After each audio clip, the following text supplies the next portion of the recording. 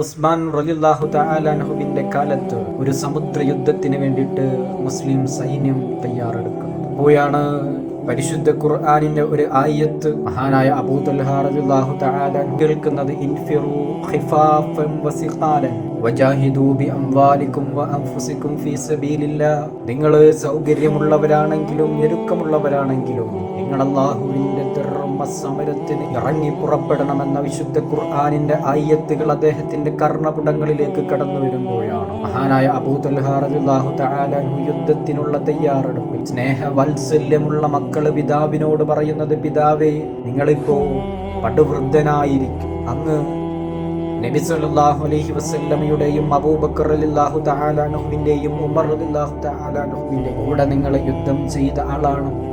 ഈ വാർദ്ധക്യത്തിന് നിങ്ങൾ ഇനി വിശ്രമിച്ചാലും നിങ്ങൾക്ക് പകരം ഞങ്ങൾ യുദ്ധം ചെയ്യാം എന്ന് മക്കൾ അദ്ദേഹത്തോട് പറഞ്ഞപ്പോൾ അദ്ദേഹത്തിന്റെ ഈമാൻ അതിനെ സമ്മതിച്ചില്ല എന്നുള്ളതാണ്. ഇല്ല, അള്ളാഹുവിന്റെ കൽപ്പന തിരസ്കരിക്കാൻ എനിക്ക് സാധിക്കില്ല.